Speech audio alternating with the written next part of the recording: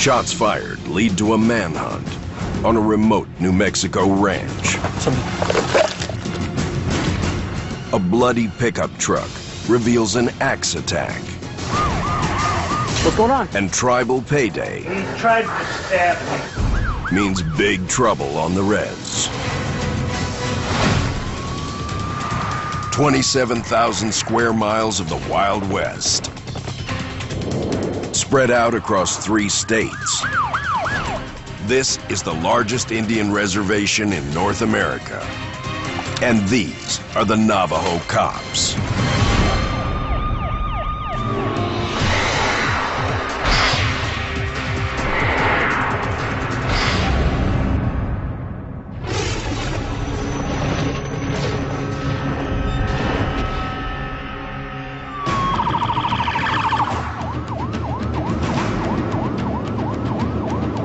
Navajo PD's Filbert Toddy races to an assault in progress at a known drug house. Any additional unit for assistance?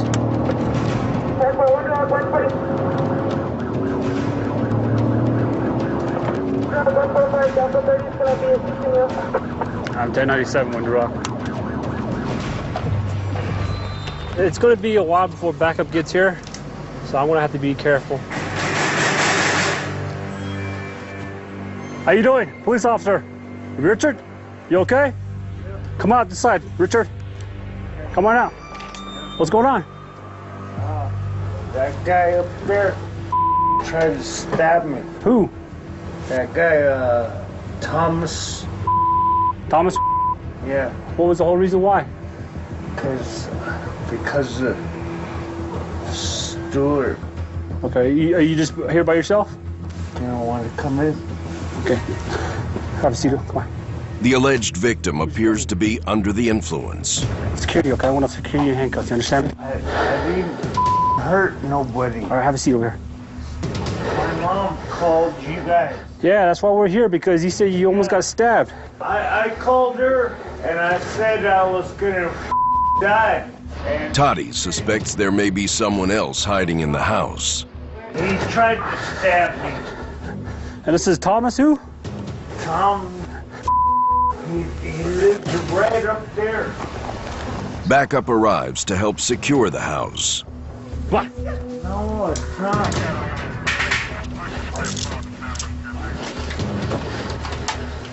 Start clear. Police officer, anybody in here? No, there's nobody back there. Wait! There's nobody back there.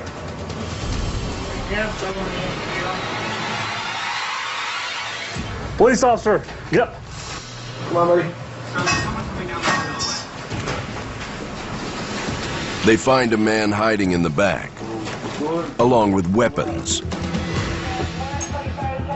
There's various hiding spots. An officer's worst nightmare, you know, places the individual can hide with a weapon. You know, there's a lot of paraphernalia, weapon contrabands laying around in plain view. Numerous weapons, blunt weapons, edged weapons as well. All these indicators of illegal activity going on here, so it's a known dope house. This isn't a guy the victim says attacked him. It turns out that guy was picked up earlier today, so he's in custody right now. This guy here is just a friend. So based on what we gathered here today at this location, you know, he and his buddy are going to be going to jail tonight. Put your feet up in there. Water 45 main unit. So right now we got another call we had to respond to.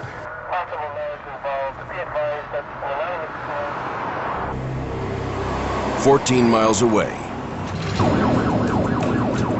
a serious traffic collision on a rural highway. We have to cover like 30 miles to get out there, and this is a 2-lane road. We're going to have to get a lot of people off the road to get to this. We're not too sure if it's an accident with injuries or not, but we'll probably soon find out.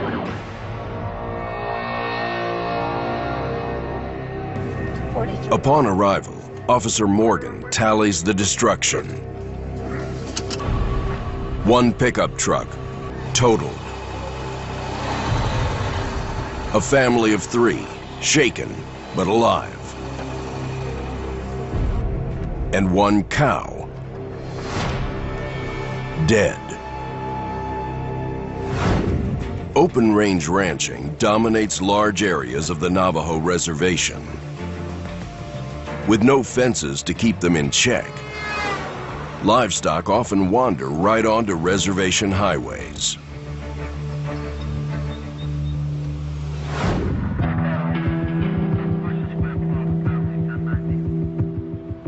Yeah, this will be the same type of cow that was hit the other day.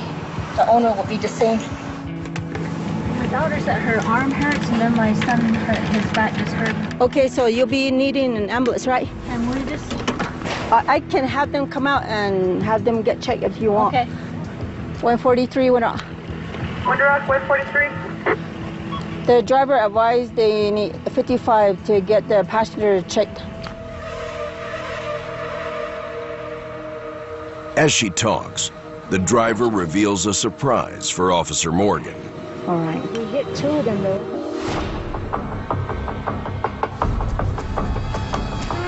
The second cow is found near the scene, badly injured.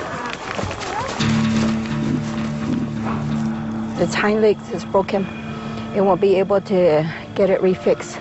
So the best result to do is to put the cow down so it won't suffer anymore.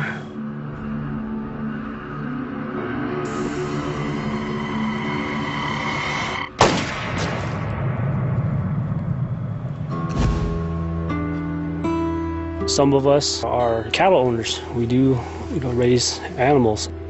To see them being hit, seriously injured, it does hurt us a lot. It does make us sad.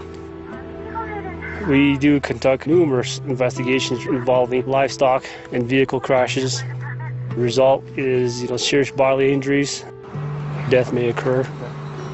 The simplest thing is for people to realize, they have to maintain reasonable care for these animals. It's sad to see, animals and innocent people get hurt because of this reason. It is a uniquely rural issue that the Navajo police deal with every day. But big city problems are always lurking nearby.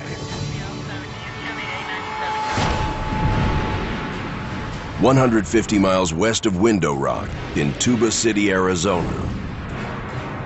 Officer Perry Champagne is in the middle of what seems to be a routine traffic stop. It's a driver and a female passenger. He rolled through the stop sign. A Cajun hailing from New Orleans, Louisiana, Officer Champagne moved to the reservation 20 years ago and married a Navajo woman. He is one of only 5 non-native officers on the force of 300. In the city of New Orleans, it's a bustling metropolis. Out here, laws are different, the people are different. But I actually love this place. This is home to me for 20 years. Officer Champagne speaks Navajo fluently. Ishpanana. Going home. Yeah, Ishpanana. Whose is it? Mine. My personal. Let's go, both of you. 34 Timmy, give me a second unit. You may want to get one of the Delta units over here as well. Come here. A couple miles away, Navajo drug and gang officer Gilbert Yazzie gets the call. We just got a call from another officer who has a stop on a vehicle, has a large amount of drugs. So we'll see what he has when we get there. It's all about fishing. I don't get time to get to a waterway and throw my pole in, and this is what I do for fishing. People are like, dude, you're weird. No, I'm not. This is my fishing hole. Holy cow. Dude, I think there's a lot more in here. What do you guys have?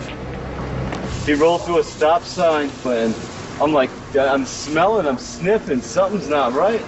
And this is wrapped in the plastic, inside this material, inside this bag.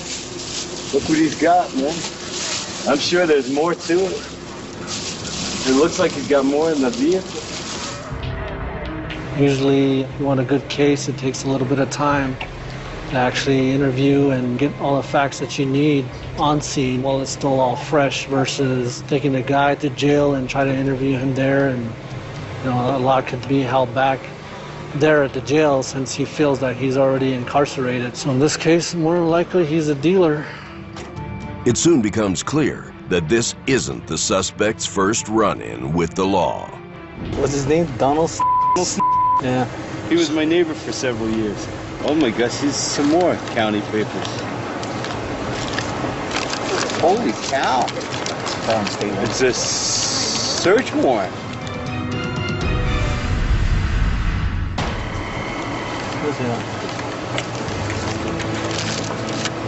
Oh, this is a search warrant for his vehicle. Is that what that's for? Yeah.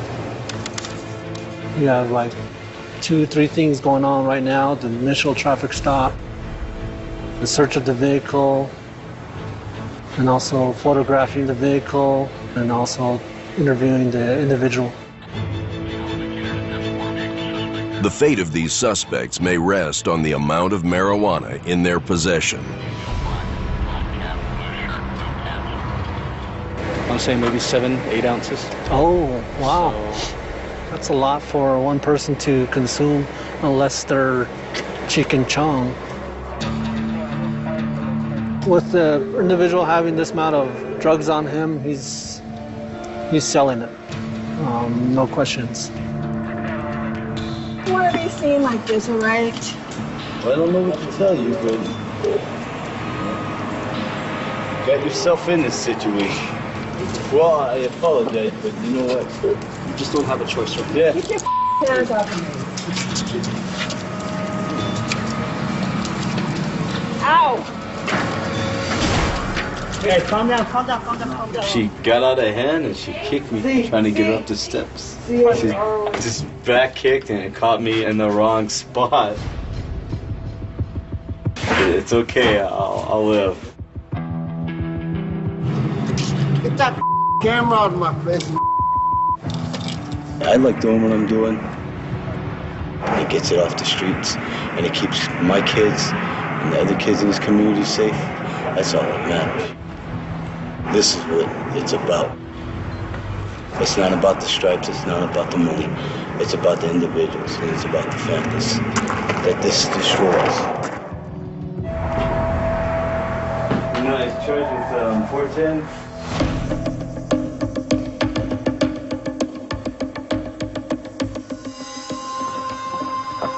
Officer Kevin Hevel responds to a report of gunfire at a rural homestead. A female called in, 3 subjects. This is up in Navajo. Navajo is about 30 miles from here, up north. It's kind of a desolate area. The female also advised that they have a weapon, so alert level has to be high. Normally I try to go out there with another unit. When I called in, there was no units available. Right now I'm the only one going up there. It's kind of things we have to face. Officer Hevel is no stranger to adversity. At 24, the Iraq vet and father of 3 is the youngest officer on the force. We want to know what kind of weapon is involved. I don't want to step into a situation where I'm in the field area and these guys are using high-powered rifles. Then I'll be at a big disadvantage.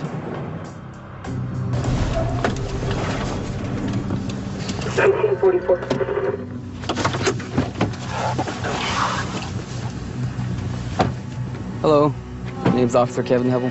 Are you reporting the disturbance that was happening? Yes, my daughter called me and she said my brother shot the kid's dog.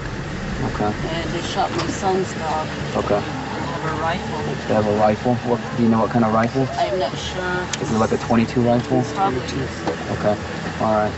And there's 3 of them? Yes. Okay. All right. They said they wrapped one of the dogs in a sheet and I don't know where they took them. Okay, but they're all at the house right now? Officer Jared Yazzie arrives as backup. And then there's a lot of junk outside. What's the names again? Herman, Jack, and Charles.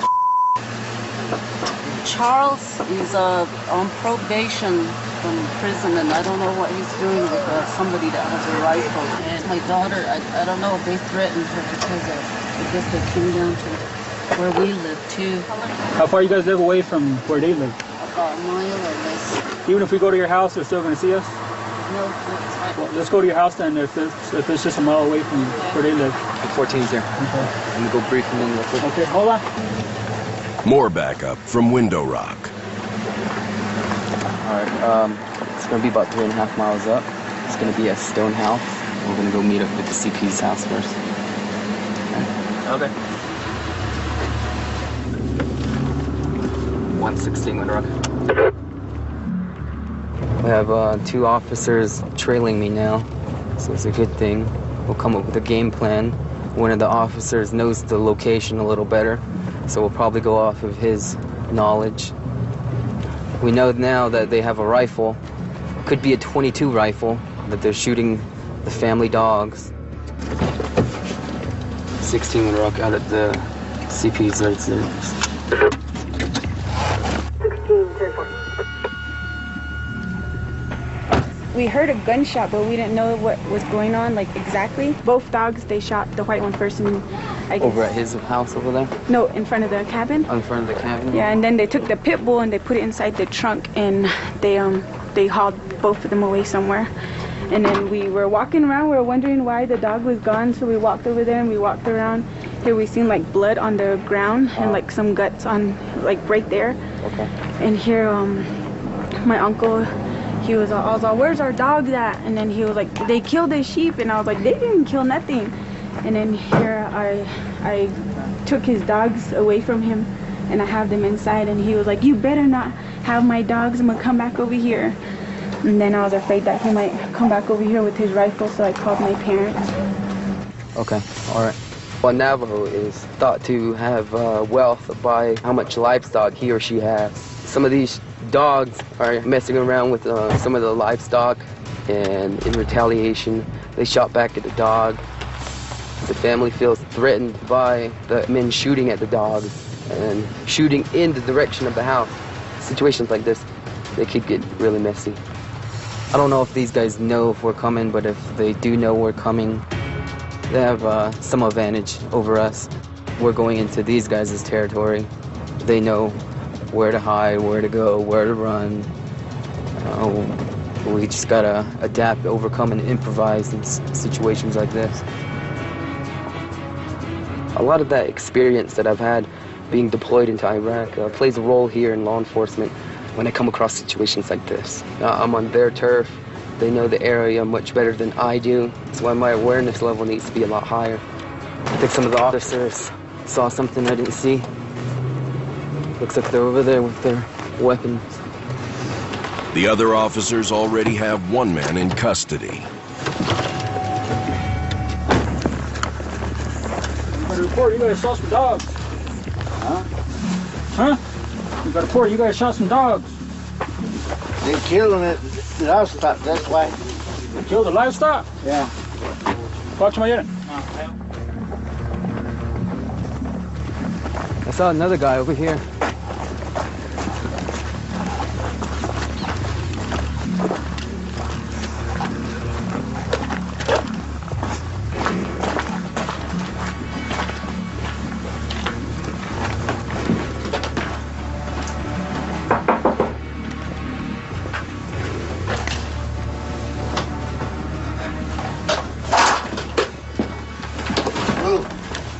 Kenneth, is that your name? Coming out, Kenneth. You okay? Yeah. Step over here real quick. You have any? Wait, turn around. Let me pat you down real quick. All right, put your hands behind your head. Hands behind your head. Hands behind your head. There you go. You have anything in your pockets? Yeah. Nothing? All right, we're gonna detain you for a minute. All right.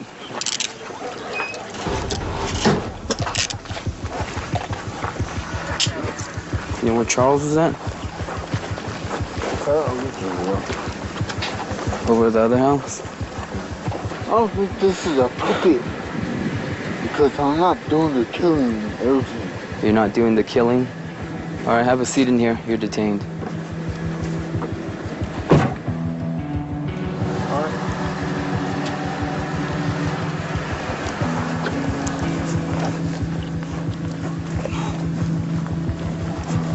Who's that?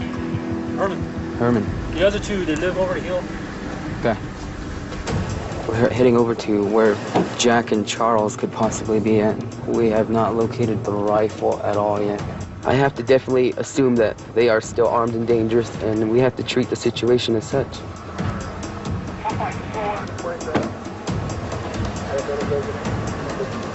Yazzie and Hevel search the structures on the property.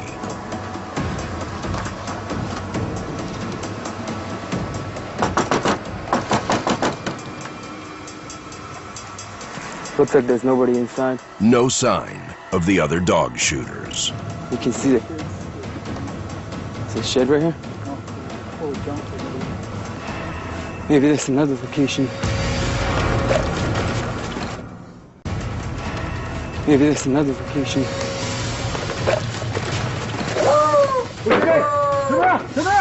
What's your name? Put your hands up. Put your hands up. Are you the only one? Are you the only one in here? What's your name? What's your name? What's going on? Please. Have a seat over here. We got a call on you. You and Charles. You're gonna be arrested right now for criminal nuisance. It's empty. It's empty? Yeah. Have a seat in here. What kind of rifle was it? Do you know? 22. It's a 22? Okay, that could be the weapon, but still we haven't found Charles. I'm out here making sure that this guy, Charles, doesn't come back and ambush us.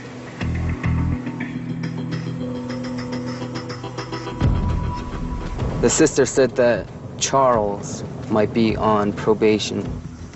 Usually people with warrants, probation, parole, they're the first ones to run. You know, they don't want to go back. We were looking to see if he had run away, individual Charles, just like we had anticipated.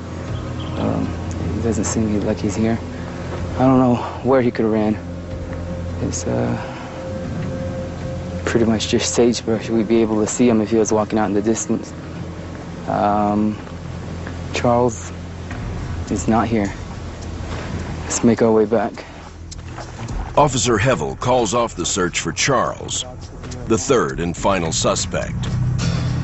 The others will be taken in for booking.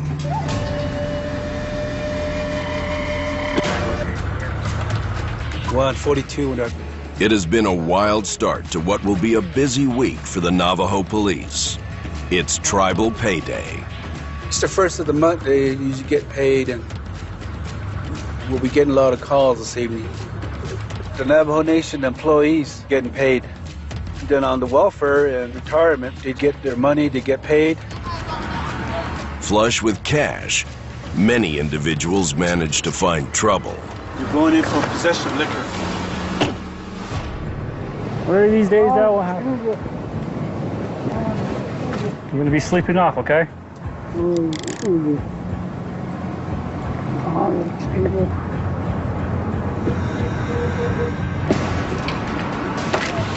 That's enough. You hear me? And as night falls, the Navajo Police Department remains on high alert. It's Friday night. It's first of the month week, and usually it's one of the most busiest time of the month. Is when we actually get a lot of calls of fights in progress, drug disturbances, DUIs. So there should be a lot of action going on tonight. Not far away, Officer Jefferson Lilly has made a traffic stop. I got his vehicle coming west on a 264. He was speeding, so pretty much I got him on radar, pulled him over, and started my investigation there. He kind of acted weird, nervous inside the vehicle, so, I just went along, we spoke with him, got him to get out of the vehicle, did a standard field sobriety test. Okay, see the tip of my pen? You're gonna follow with your eyes only, okay? Alright. Okay, go. 1, 2.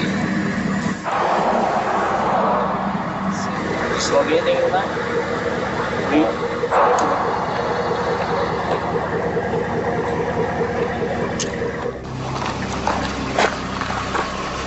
they have it inside here. You can tell me now if there's any alcohol in it. No, there's not. Anything else besides that? No? Not that, you know. Okay. Alright.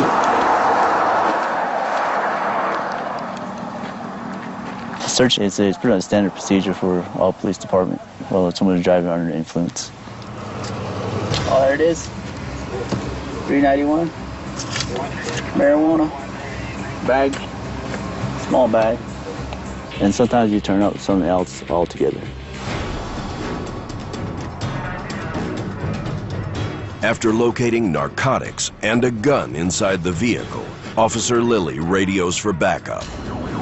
He said that there was marijuana in the vehicle, also the gun, and there was some alcohol in the vehicle.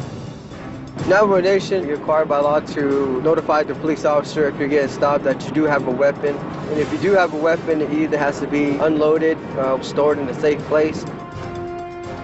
Sometimes we come across, people who are intoxicated, if they have narcotics. It kind of makes you wonder, what could they be into?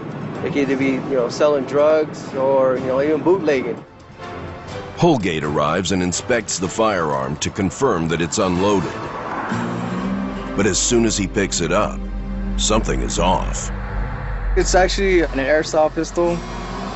It's a BB, but it looks like a real gun. If they brandish this, this would consider to be a weapon because at the time the officer sees it, if someone's pointing at an officer, they would respond back with deadly force.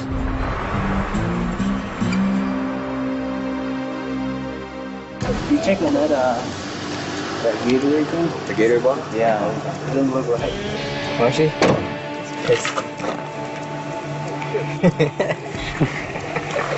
We urinated in. What I'm gonna do is I'm gonna take you to the police department. Okay, I'm gonna put you on the clock driver. Since the Navajo Nation is located within the states of New Mexico, Utah, and Arizona, Holgate has to be familiar with the laws of all three states. Now, since you have a valid Arizona driver license, it says anytime that you suspect you're driving under influence of intoxicating liquor or drugs, you will submit to a chemical test, okay, which this is going to be a breath test. Right? So we're going to do that, we'll put you on it. If you refuse to submit to a chemical test, your driver license will be suspended for 1 year, and also on top of that, you get an additional charge for failure to submit to a chemical test. Okay? You understand, sir? It's a good night, got somebody off the streets again, but hopefully he doesn't he learns from it or something, 10 miles away, Officer Philbert Toddy races toward the scene of an accident. 97. There's a vehicle that's over power lines right now. We still have an individual inside the pickup truck. The power lines are still active, they're live. Hey, if you can, shut down this whole highway.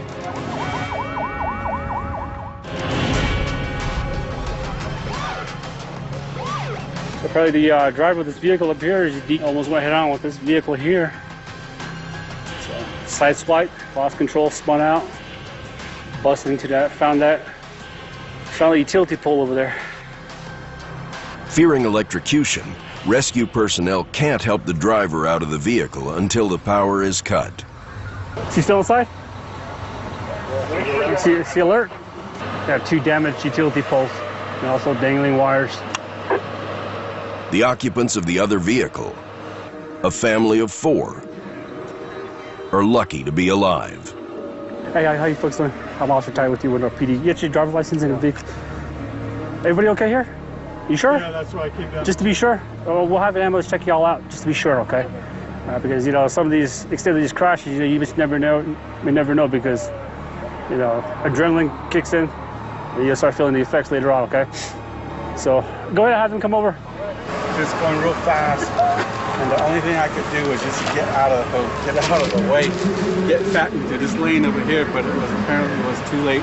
He was in the wrong lane coming at us anyway. He was supposed to be in this lane over here. I lowered my gas pedal to try to get away, and apparently it wasn't enough, and he caught the rear end of my left fender there. Right now the driver, he's trapped inside his truck. we have to get them out. You know, as a police officer, you know, it kills you. You know, our first instinct is run in there and help the person out. But we have to wait until it's safe. Okay. Then, Officer Toddy gets the go-ahead. It's safe to approach the vehicle.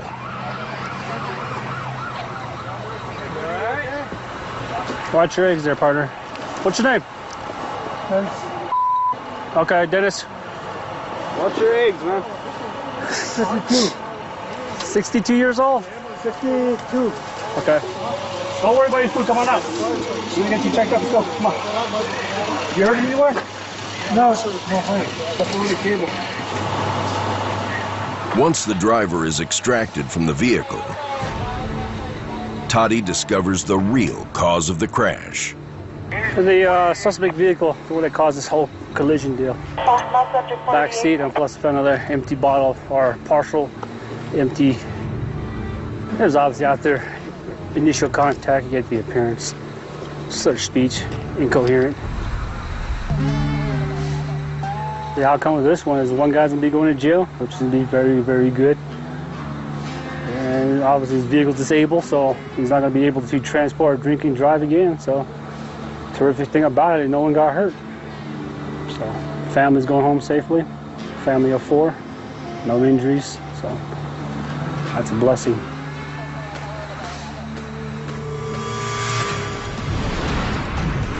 Back in Tuba City. Oh, rats. There he is. I got him. I have 37 in sight. He's over there. Officer Lucy Dan pursues a suspect. Where's he at? Where do you go? Put your hands behind your back. Get down. I said get down.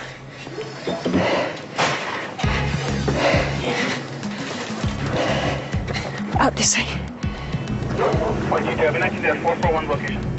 He was running when I saw him, so. You don't have anything in your pockets that I should know about? Got marijuana. I asked him if he had anything on him. This is what he took out of his pocket, so. He's gonna be arrested and we'll go and book him now.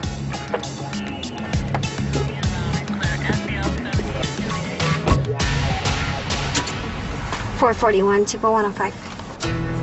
He did run and cooperated as soon as I found him in the house and brought him out. Over here.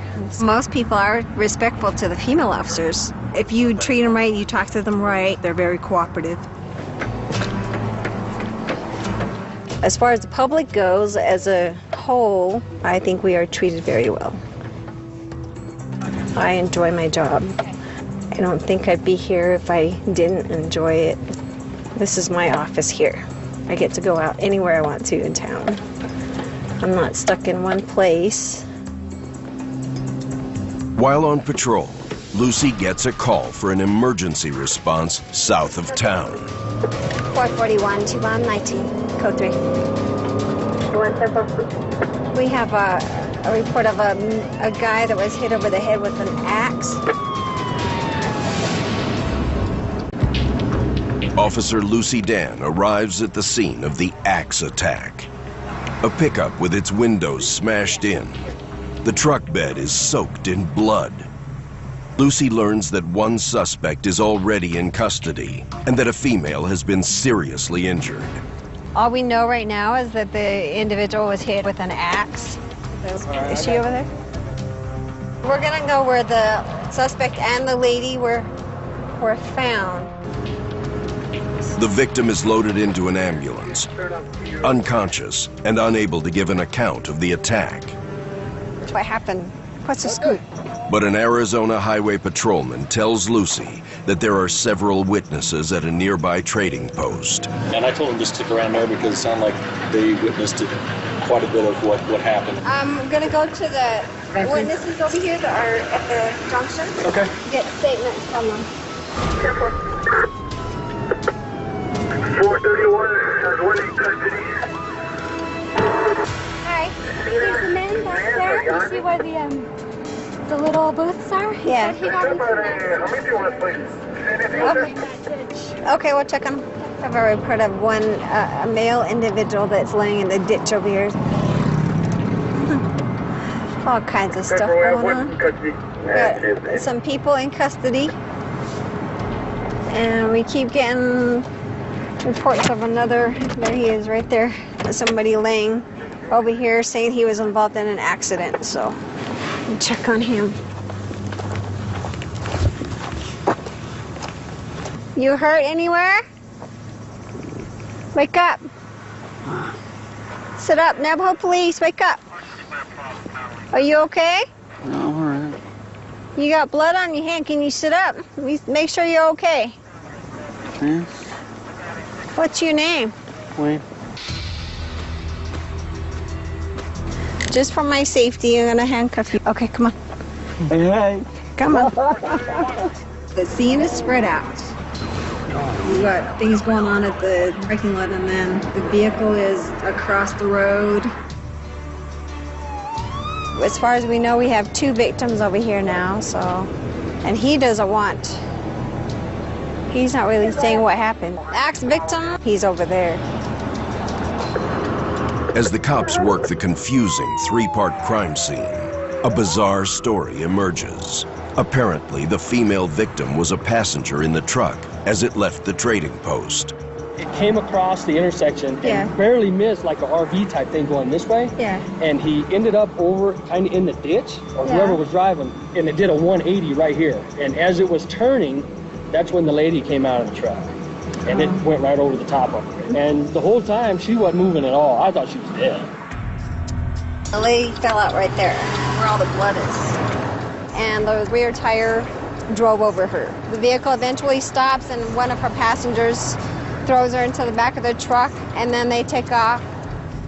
He got her in, they went down there and went down that dirt road, and where they went, I don't know. But then we seen her driving the truck back that way. That's so far the story.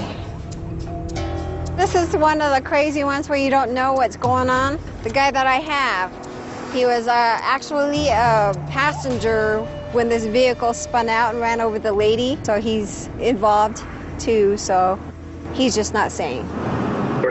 Lucy Dan transports her suspect to the jail in Tuba City.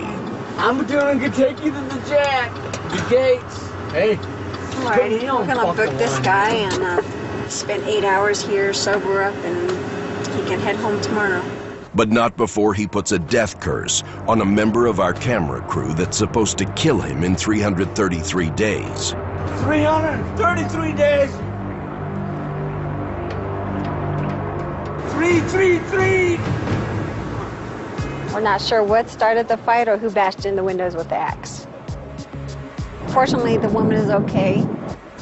I still don't know how she ran herself over. A lot of times we don't get the right story, or it's either exaggerated or we just don't get the whole thing.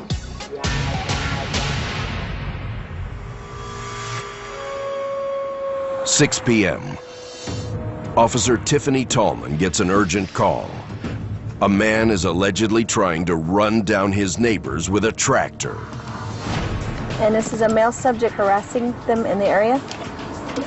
Careful. It's like multiple callers on this one person that's harassing different people in the area. It's just I need to get more information.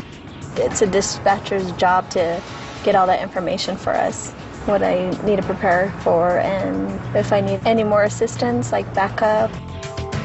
Officer Tallman is a seasoned veteran, 14 years on the force, over 5,000 arrests. Hey, stop, stop.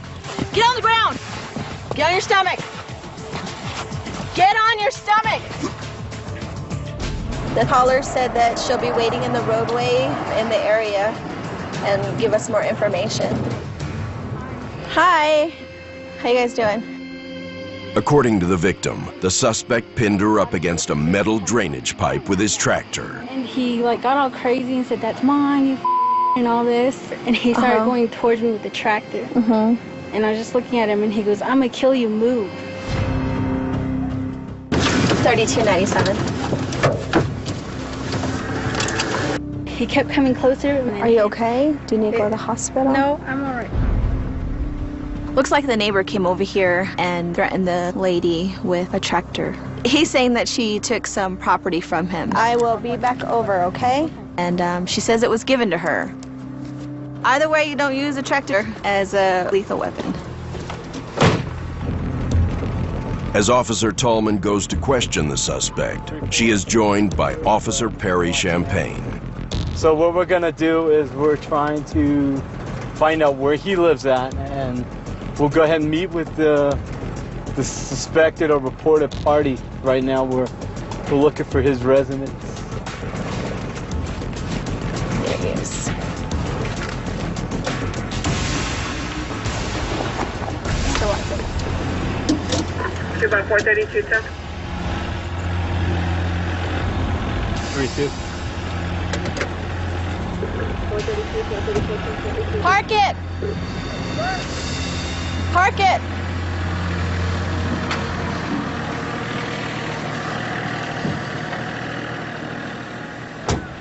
He went over there and he pushed her with the tractor. Oh. So she said she's not injured. Jay?